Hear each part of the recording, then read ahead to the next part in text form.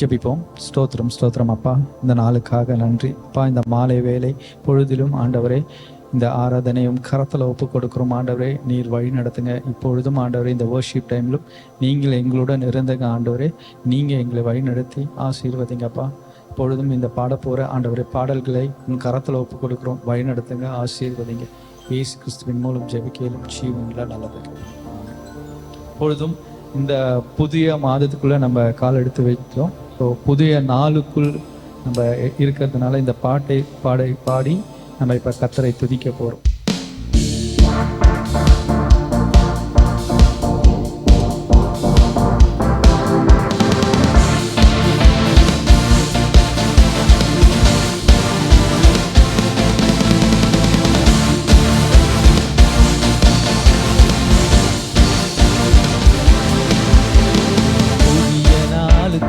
என்னை நடத்தும் புதிய கிருபையால் என்னை நிரப்பும்.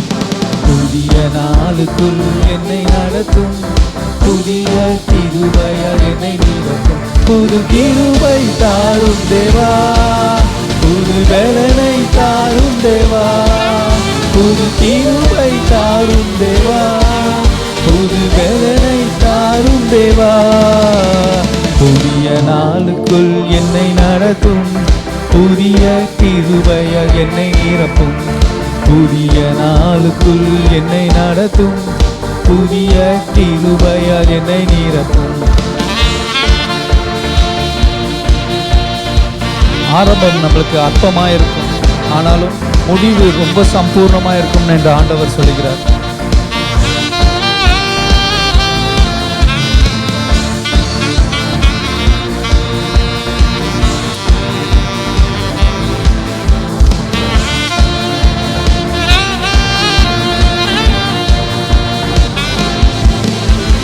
ஆரம்பம் அற்பமானாலும் முடிவு சம்பூர்ணமாய்.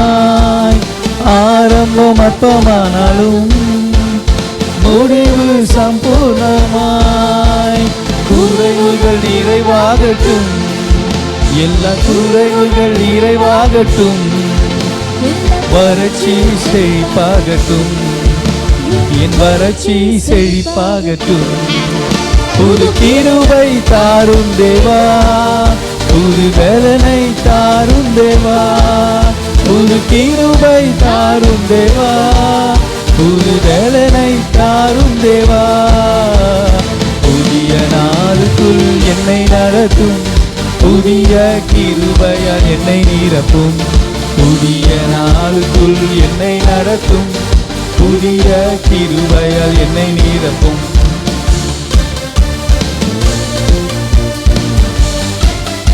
நம்ம எவ்வளோ இடத்துல வெட்கப்பட்டு இருப்போம், அந்த வெட்கத்துக்கு பதிலாக நம்மளுக்கு இரட்டிப்பான நன்மையை தரப்போகிற தேவன்.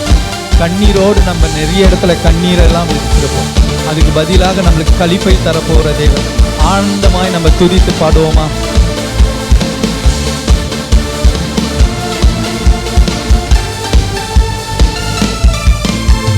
வெட்கத்துக்கு பதிலாக நன்மை தாரும் தேவா.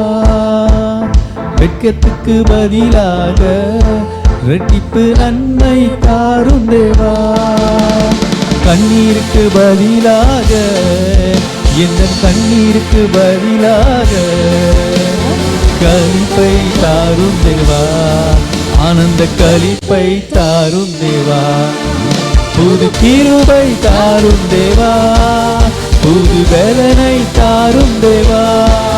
புது கிருபை தாரும் தேவா, புது பலனை தாரும் தேவா. புதிய நாளுக்குள் என்னை நடத்தும் புதிய கிருபையால் என்னை நிரப்பும். புதிய நாளுக்குள் என்னை நடத்தும் புதிய கிருபையால் என்னை நிரப்பும். சவால்கள் சந்தித்திட உலகத்தில் ஜெயம் எடுக்க. சவால்கள் சந்தித்திட இன்று உலகத்தில் ஜெயம் எடுக்க. உறவுகள் சீர்பொழுந்த, குடும்ப உறவுகள் சீர்பொழுந்த. சமாதானம் நான் பெற்றிட, மனதில் சமாதானம் நான் பெற்றிட. புது கிருபை தாரும் தேவா, புது வேலனை தாரும் தேவா, புது வேலை தாரும் தேவா, புது வேலனை தாரும் தேவா. புதிய மாதத்திற்கு என்னை நடத்தும், புதிய கிருபையால் என்னை நிரப்பும். புதிய மாதத்துக்குள் என்னை நடத்தும், புதிய கிருபையால் என்னை நிரப்பும். புது கிருபை தாரும் தேவா, புது வேலனை தாரும் தேவா, புது கிருபை தாரும் தேவா, புது வேலனை தாரும் தேவா. புதிய நாளுக்குள் என்னை நடத்தும், புதிய கிருபையால் என்னை நிரப்பும். புதிய நாளுக்குள் என்னை நடத்தும், புதிய கிருபையால் என்னை நிரப்பும்.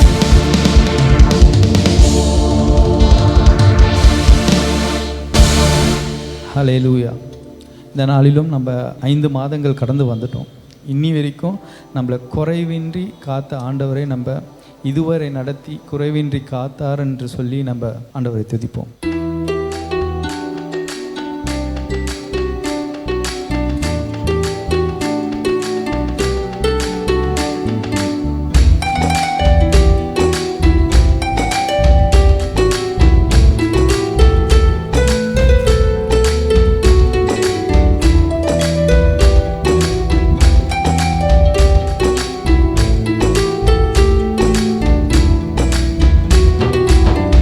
இதுவரை நடத்தி குறைவின்றி காத்து மகிழ்வை தந்தீரே நன்றி ஐயா.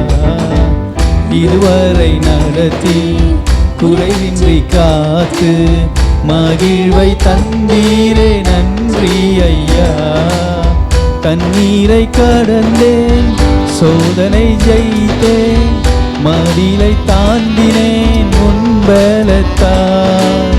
தண்ணீரை கடந்தேன், சோதனை ஜெயித்தேன், மதிலை தாண்டினேன் உங்கள். நன்றி சொல்வோமா எல்லாரும் சேர்ந்து? நன்றி நன்றி ஐயா, உம்மை உயர்த்திடுவே. நன்றி நன்றி ஐயா, உம்மை ஆபத்து நாளில் அனுகூலமான துணையுமானீரே நன்றி ஐயா. ஆபத்து நாளில் அனுகூலமான துணையுமானீரே நன்றி ஐயா. நன்றி நன்றி ஐயா, உம்மை உயர்த்திடுவே. நன்றி நன்றி ஐயா, உம்மை உயர்த்திடுவே. உம் கரம் நீட்டி ஆசீர்வதித்து எல்லையை பெருக்கினி நன்றி ஐயா. உம் கரம் நீட்டி எல்லாரும் சொல்லுவோமா? நம்மளோட எல்லையை பெருகை செய்தாரே, அவரை துதித்து பாடுவோமா? நன்றி நன்றி ஐயா, உம்மை உயர்த்திடுவே. நன்றி நன்றி ஐயா,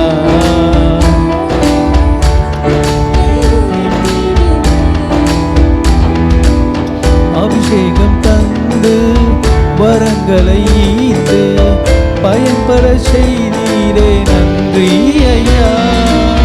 அபிஷேகம் தந்து வரங்களை ஈந்து பயன்பட செய்தீரே நன்றி ஐயா.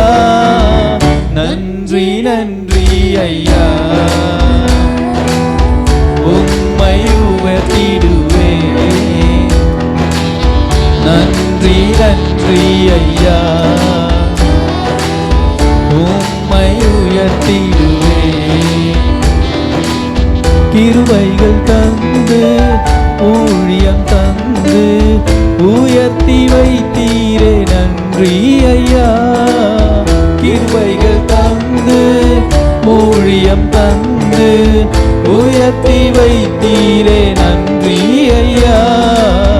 நன்றி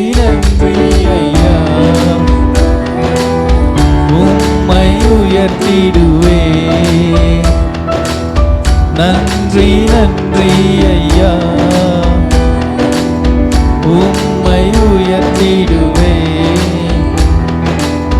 இதுவரை நடத்தி குறைவின்றி காத்து மகிழ்வை தந்தீரே நன்றி ஐயா. இதுவரை நடத்தி குறைவின்றி காத்து மகிழ்வை தந்தீரே நன்றி ஐயா. தண்ணீரை கடந்தேன், சோதனை ஜெயித்தேன், மதிலை தாண்டினேன் உன் பலத்தால். தண்ணீரை கடந்தேன், சோதனை ஜெயித்தேன், மதிலை தாண்டினேன் உன் பலத்தால். நன்றி நன்றி ஐயா, உம்மை உயர்த்திடுவே. நன்றி நன்றி ஐயா,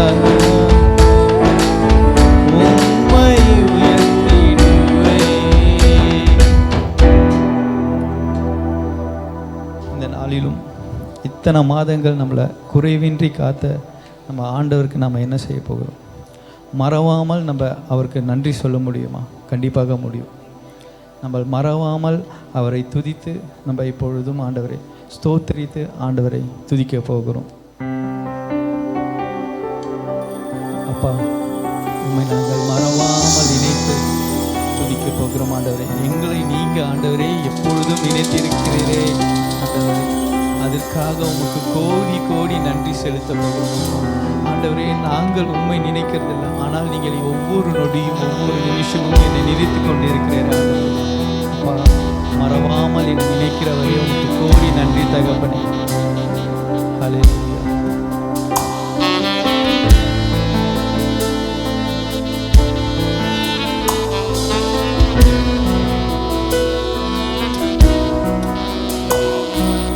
மறவாமல் நினைத்தீரையா, மனதார நன்றி சொல்வேன். என்னை மறவாமல் நினைத்தீரையா, மனதார நன்றி சொல்வேன். இரவும் பகலும் என்னை நினைத்து இதுவரை நடத்தினீரே. இரவும் பகலும் என்னை நினைத்து இதுவரை நடத்தினீரே. எல்லாரும் சொல்வோமா? நன்றி நன்றி ஐயா, கோடி கோடி அப்பா, உம்மை கோடி கோடி நன்றி செலுத்துகிறோம் அப்பா. இம்மட்டுமாக என்னை வழி நடத்தினீரே. இந்த 5 மாதங்கள் ஆண்டவரை குறையின்றி காத்தீரே. உமக்கு கோடி கோடி நன்றி அப்பா. எபினேசர் எபினேசர் நீதானையா, இதுவரை உதவினீரே. எபினேசர் நீதானையா, இதுவரை உதவினீரே. எல்லோய் எல்லோய் என்னையும் கண்டீரே. எப்படி நான் நன்றி சொல்வேன்? எல்லோய் எல்லோய் என்னையும் கண்டீரே. எப்படி நான் நன்றி சொல்வேன்? எல்லாரும் சேர்ந்து நன்றி சொல்வோமா? நன்றி நன்றி ஐயா, கோடி கோடி நன்றி ஐயா. நன்றி நன்றி ஐயா, கோடி கோடி நன்றி ஐயா.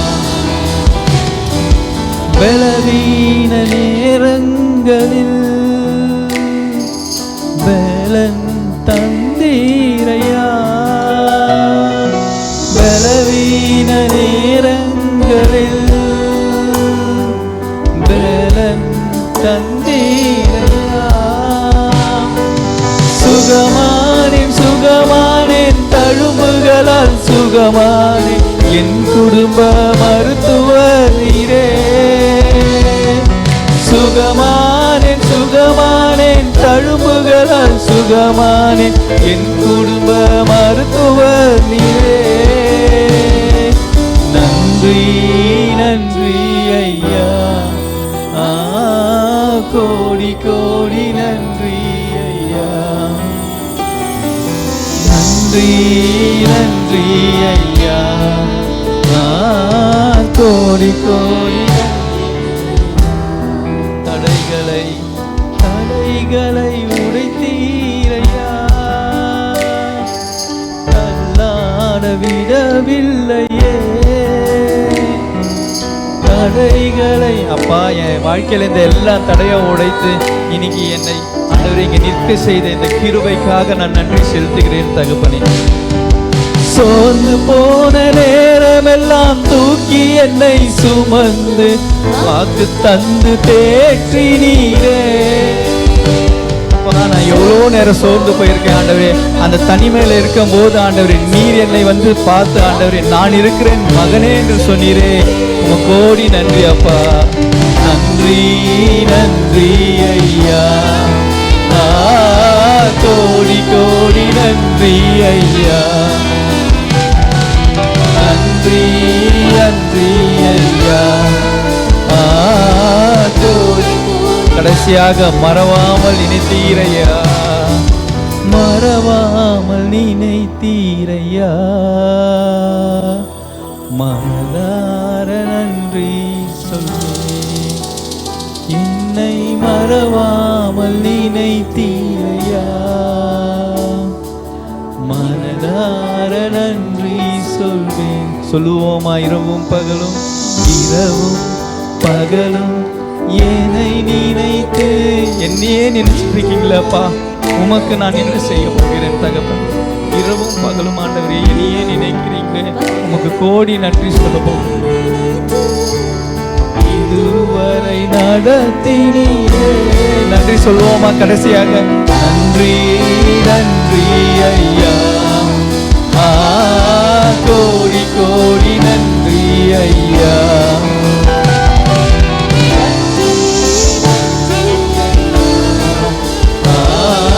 கோடி கோடி நன்றி ஐயா. ஆண்டவரே, இந்த நாளிலும் ஆண்டவரே என்னை இங்கே கொண்டு வந்தமைக்காக கோடி நன்றி அப்பா. இரவு முகலும் என்னை ஆண்டவரே நீர் ஆண்டவரே காத்து கொண்டு வரீங்க, அதற்காக நன்றி சொல்லு அப்பா. இந்த மாலை வேளையிலும் மை துதிக்கிறோம் ஆண்டவரே, ஸ்தோத்தரிக்கிறோம் அப்பா. இப்பொழுதும் ஆண்டவரே வார்த்தையை ஆண்டவரே கொண்டு வருகிற மகனையும் கரத்தில் ஒப்பு கொடுக்குறோம். மகன் மூலமாக பேசுங்க, எங்களை ஆசீர்வதிங்க, வழி நடத்துங்க. இயேசு கிறிஸ்துவின் மூலம் ஜெபிக்கிறோம் ஜீவன் நல்லது. ஆமென் ஆமென்.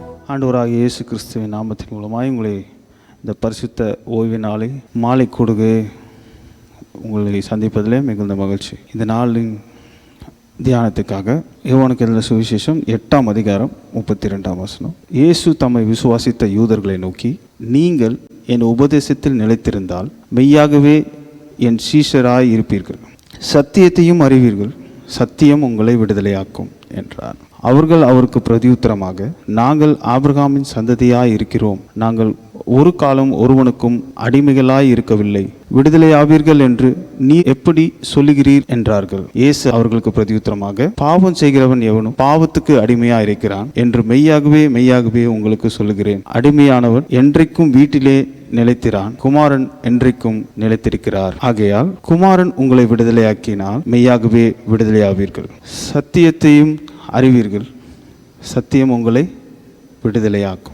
அவர்களை பின்பற்றுகிற இயேசுவை பின்பற்றுகிற யூதர்களுக்கு அவங்க கிட்ட ஆண்டவர் சொல்கிறாரு, சத்தியத்தை அறிவீர்கள், சத்தியம் உங்களை விடுதலையாக்கும். அவங்க கேட்குறாங்க, நாங்கள் ஆல்ரெடி விடுதலை தான் இருக்கோம்.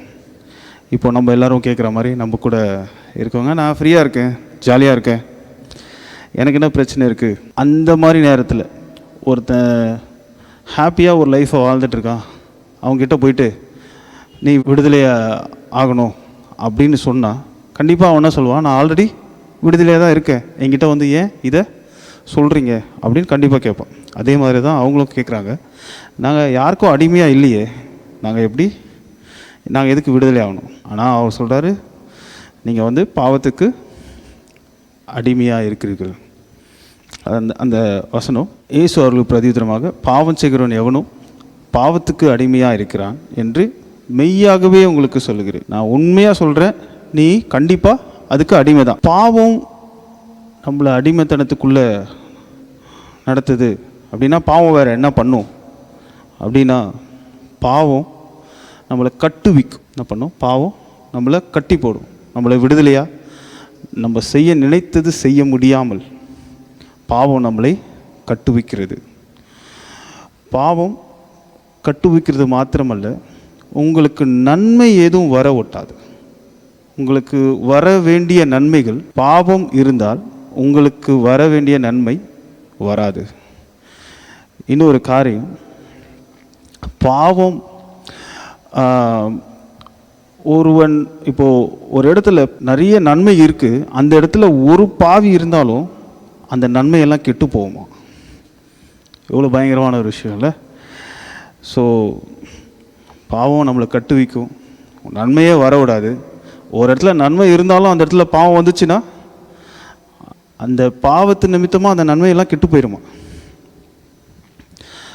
இன்னொன்று, பாவம் என்ன பண்ணுன்னா தேவனிடத்திலிருந்து உங்களை தூரப்படுத்திடும். தேவனிடத்திலிருந்து தூரப்படுத்திடும். இதுக்கான வசனம் மட்டும் நம்ம பார்த்துடலாம். அப்போஸ்தலர் 8:18. அவங்க கைகளை அவன் மேல் வைத்த போது சீமோன் அதை கண்டு கொஞ்சம் பணத்தை எடுத்துட்டு வந்து, நான் கை வச்சாலும் இந்த மாதிரி அபிஷேகம் அவங்களுக்கு வரணும், ஸோ அதனால் எங்களுக்கு பணம் கொடுத்து அதை வாங்கணும் அப்படின்னு பார்க்குறேன். அதுக்கு பதில் சொல்கிறார், நீ கசப்பான பிச்சிலும் அந்த டார்க்னஸ் பாவக்கட்டிலும் அகப்பட்டிருக்கிறாய். பாவம் உங்களை கட்டி வைக்கும். எத்தனை பேர் உண்மையாகவே விடுதலை ஆகியிருக்கவங்க மட்டும்தான் அவங்க கட்டில் இருக்காங்கன்னு கண்டுபிடிக்க முடியும். கட்டப்பட்டவங்க நான் கட்டில் இருக்கிறேன்னு கண்டுபிடிக்க முடியுமா? முடியாது. விடுதலை ஆக்கப்பட்டவர்கள் கட்டப்பட்டவர்களை அவர்களுக்காக அவங்க தான் விடுதலை ஆக்கப்பட வேண்டும் என்று நம்ம சொல்லணும்.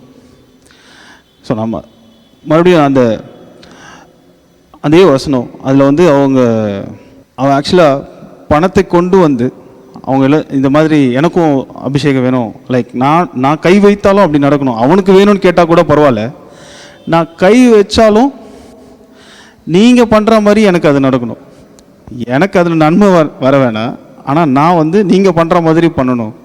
ஸோ அவன் கட்டில் இருக்கான். அதனால தான் அவன் கண்களில் வேற ஒன்றை பார்க்குறான், மேன்மையானதை பார்க்கல. பாவம் நமக்கு நன்மையை வர வைக்காது. எரேமியா 5:25 உங்கள் அக்கிரமங்கள் இவைகளை விலக்கி உங்கள் பாவங்கள் உங்களுக்கு நன்மையை வர ஒட்டாதிருக்கிறது. எரேமியாக்கு எழுதின தீர்க்கதரிசன புஸ்தகம் 5:25 உங்கள் பாவங்கள் உங்களுக்கு நன்மையை வர ஒட்டாது. எனக்கு இங்கிருந்து நன்மை வர வேண்டியதாக இருந்தது, ஆனால் வரலைங்க. நான் கண்டிப்பாக இது கிடைச்சிரும்னு நினச்சேன், ஆனால் எனக்கு வரவில்லையே. நான் இந்த நபரிடம் இதை நான் எதிர்பார்த்திருந்தேன், ஆனால் எனக்கு கிடைக்கல. நான் எனக்கு ப்ரொமோஷன் கிடைக்கும்னு நினச்சிட்டு இருந்தேன் இந்த வருஷம், நான் 3 வருஷமாக வெயிட் பண்ணிட்டு இருக்கேன், ஆனால் எனக்கு கிடைக்கல. உங்களுக்கு நன்மை வராமல் இருக்கும்படி உங்களிடம் பாவம் இருக்குதா? பாவம் இன்னொன்று செய்யும், மிகுந்த நன்மையை கெட்டு போக பண்ணுவோம். பிரசங்கி 9:18 யுத்த ஆயுதங்களை பார்க்கிலும் ஞானமே நலம், பாவியான ஒருவன் மிகுந்த நன்மையை கெடுப்பான். வசனம் நல்லா சொல்லுது, மிகுந்த நன்மையை கெடுப்பான். பாவத்தை பற்றி பேசல, பாவம் இருக்கிற ஒரு நபர், பாவத்தில் அகப்பட்ட ஒருவர், நீ எந்த மாதிரி ஒரு இடத்துல, செழிப்பான ஒரு இடத்துல, நன்மையான ஒரு இடத்துல, நல்ல இருக்கிற ஒரு இடத்துல பாவியான ஒரு நபர் அங்கே உள்ளே போனால் அங்கே நன்மையை அவன் கெடுப்பான்.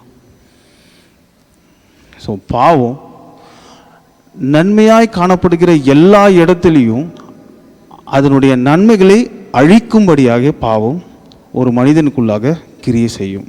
ஸோ 3 காரியம் பார்த்துட்டோம். 4வது காரியம், தேவனிடத்திலிருந்து நம்மை தூரப்படுத்தும். ஏசாயா 59:2. உங்கள் அக்கிரமங்களாலே உங்களுக்கும் உங்கள் தேவனுக்கும் நடுவே பிரிவினையை உண்டாக்குகிறது. ஏசாயா 59:2. ஏசாயா 59:2 உங்களுக்கும் தேவனுக்கும் நடுவே பிரிவினையை உண்டாக்குகிறது. எது பிரிவினை உண்டாக்குகிறது? உங்கள் அக்கிரமங்கள், உங்கள் பாவங்கள் உங்களுக்கும் தேவனுக்கும் நடுவே. ஸோ இந்த பாவம் என்னென்ன பண்ணுதுன்னா, கட்டுவிக்கிறது, நமக்கு நன்மை வரவிடாமல் பண்ணுது. அப்புறம் எங்கே நன்மை இருக்கோ அங்கே இருக்கிற நன்மையை அழிக்குது. அப்புறம் நமக்கும் தேவனுக்கும் நடுவே தூரத்தை உண்டு பண்ணுது. இதுக்கு நான் அடிமை அப்படின்னு எப்படி சொல்கிறது? பாவம் என்னை எப்படி பிடிக்குது அப்படின்னு கேட்டால் 2 பேதுரு 2:19 எதினாலே ஒருவன் ஜெயிக்கப்பட்டிருக்கிறானோ, எதினாலே ஒருவன் தோத்து போயிருக்கானோ, அதில் வின் பண்ண முடியல, நான் இதை மேற்கொள்ள முடியல அப்படின்னு எந்த விஷயம் இருக்குதோ அதுக்கு அவன் அடிமையாக இருக்கிறான். 2 பேதுரு 2:19 வசனம் சொல்லுது, எதினால் ஒருவன் ஜெயிக்கப்பட்டிருக்கிறானோ அதற்கு அவன் அடிமைப்பட்டிருக்கிறான். இப்போ உங்களுக்கு ரொம்ப ஈஸியாக புரிய நினைக்கிறேன். நிறைய பேர் கேம்லிங்லேருந்து அது பண்ணாமலாம் அவங்களால இருக்கவே முடியாது, சீட் ஆடாமல் இருக்க முடியாது. இன்னும் எளிமையாக சொல்லணுன்னா, மொபைல் ஃபோனை பார்க்காம இருக்க முடியாது. அந்த ஃபேஸ்புக்கை அப்படி ஸ்க்ரால் பண்ணாமல் அவங்களுக்கு தூக்கம் வராது. தூங்குறதுக்கு முன்னாடியாவது என்ன பண்ணிடணும்? அதை ஸ்க்ரால் பண்ணி பார்த்துடணும். ஏன்னா அதை அவங்களால ஜெயிக்க முடியல. அநேகர் இதில் இருக்காங்க. நான் வெறும் இது மட்டும் சொல்லல, நிறைய பேருக்கு டிவி இருக்கும், நிறைய பேருக்கு புகை பழக்கம், நிறைய பேருக்கு அதில் இருந்து உங்களுக்கு ஜெயம் வரல, அது உங்களை வென்றிருக்கு, நீங்கள் அதில் தோற்று போயிருக்கீங்க அப்படின்னா நீங்கள் அதில் கட்டப்பட்டிருக்கீங்க.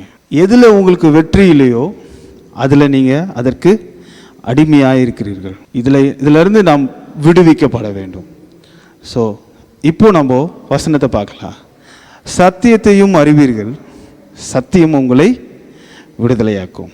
இங்கே அதே அதிகாரத்தில் நம்ம இன்னொன்று பார்த்தீங்கன்னா 36வது வசனத்தில், யோவான் 8:36, குமாரன் உங்களை விடுதலையாக்கினால் மெய்யாகவே விடுதலையாவீர்கள். குமாரன் உங்களை விடுதலையாக்கினால் மெய்யாகவே விடுதலையாவீர்கள். குமாரன் எப்படி விடுதலையாக்குறார்? வசனம் நம்மளை எப்படி விடுதலையாக்குது? 1 சாமுவேல் 12:23 நான் இப்படி கூட நினைக்கலாம், நான் சர்ச்சுக்கு வரேன், நான் ஒரு வாரம் கூட தவறாமல் சர்ச்சுக்கு வரேன், என்னிடம் பாவம் ஒன்றுமே இல்லை, எல்லாருக்கும் நன்மை செஞ்சிட்ருக்கேன், நான் எல்லாருக்கும் கடன் கொடுக்குறேன், நான் கடன் வாங்கலை, தசம பாகம் ஒழுங்காக செலுத்துகிறேன், யாரையும் நான் அடித்தது கிடையாது, திட்டினது கிடையாது, கெட்ட வார்த்தை என் வாயில் வந்ததும் கிடையாது, நான் எந்த ஒரு தப்புமே என் வாழ்க்கையில் நான் பண்ணவே இல்லை. ஆனால் வசனம் சொல்லுது 1 சாமுவேல் 12:23, நானும் உங்களுக்காக விண்ணப்பம் செய்யாதிருப்பேன் ஆகில் கர்த்தருக்கு விரோதமாய் பாவம் செய்கிறவனாய் இருப்பேன். இது யார் சொல்கிறது? சாமுவேல் சொல்கிறாரு. விண்ணப்பம் பண்ணாமல் இருப்பதும் பாவம் தான், ஜெபம் பண்ணாமல் இருப்பது பாவமே. நம்மளே நான் எல்லாத்துலேயும் பர்ஃபெக்ட்னு நீங்கள் சொல்லிட்டு இருந்தீங்கன்னா, நீங்கள் விண்ணப்பம் ஜெபம் பண்ணாமல் உங்கள் வாழ்க்கையில் நீங்கள் இருந்தீங்கன்னா, நடத்திட்டு இருந்தீங்கன்னா அது பாவமே. இதில் விடுபடுவது அப்படின்னு பார்த்தீங்கன்னா, இயேசுவே சத்தியம், சத்தியம் உங்களை விடுதலையாக்கும். நான் சொன்ன குமாரன் உங்களை விடுதலையாக்கினால் மெய்யாகவே விடுதலையாவீர்கள். இயேசுவே சத்தியம், வசனமே சத்தியம், ஆவியானவரே நம்மை விடுதலையாக்குகிறார். 4 காரியம் நாம் பாவத்தின் அடிமை குறித்து பார்த்தோம். அதை கட்டுவிக்கிறது, அது நம்மளை அழிக்க நினைக்கிறது அப்படிலாம் பார்த்தோம். இப்போது எப்படி விடுதலை ஆவது அப்படின்றத பார்த்துலாம். யோவான் 14:6, அதற்கு இயேசு, நானே வழியும் சத்தியமும் ஜீவனுமாய் இருக்கிறேன், என்னாலே அல்லாமல் ஒருவனும் பிதாவினிடத்தில் வரான். அவரே வழி, அவரே சத்தியம். சத்தியம் எங்கே இருக்கு? சத்தியம் அவர் தான். ஸோ சத்தியத்தை அறிவீர்கள்னா இயேசுவே அறிய, இயேசுவை அறிந்து இயேசுவை அறிகிறது என்பது அவர் கூட இருக்கிற உறவை குறிக்கிறது. இயேசுவை அறிகிறது என்பது அவரோடு இருக்கிற உறவை குறிக்கிறது. அதுதான் சத்தியம். பைபிள்லேயே பார்த்தீங்கன்னா ஆதாம் ஏவாளை அறிந்திருந்தாள். இல்லை, நீங்கள் யோசித்து பார்த்தீங்கன்னாலே உங்களுக்கு புரியும். அறியிறது என்பது ஒரு ரிலேஷன்ஷிப். அவரே சத்தியம் அப்படின்னா அவரை நம்ம அறிந்திருந்தால் தான் நமக்கு அதில் விடுதலை. இயேசுவை அறியணும், அது நமக்கு விடுதலை. அதே மாதிரி வசனத்தையும் நம்ம அறியணும். ஜான் யோவான் 17:17 பார்த்தீங்கன்னா, உம்முடைய சத்தியத்தினாலே அவர்களை பரிசுத்தமாக்கும், உம்முடைய வசனமே சத்தியம். உம்முடைய வசனத்தை அறிந்தால் நமக்கு விடுதலை, ஏன்னா வசனமே சத்தியமாக இருக்கிறது. அதே மாதிரி 2 கொரிந்தியர் 3:17 கர்த்தரே ஆவியானவர், கர்த்தருடைய ஆவி எங்கேயோ அங்கே விடுதலை உண்டு. கர்த்தருடைய ஆவியானவர் நமக்கு விடுதலையை கொண்டு வருகிறார். நம்முடைய வாழ்க்கையில் எங்கெல்லாம் நம்ம கட்டப்பட்டிருக்கோமோ, எங்கெல்லாம் நம்ம விடுவிக்கப்பட வேண்டுமோ, நம்ம நிமித்தம் எங்கெல்லாம் ஆசீர்வாத கேடாக இருக்குதோ அதுலேருந்து நம்ம வெளியே வரணும். நமக்கு நன்மை வராமல் இருக்கு, அதுலேருந்து நான் வெளியே வரணும். நான் என்ன செய்யணும்? சத்தியத்தை அறியணும். சத்தியம்னா யாரு? இயேசு.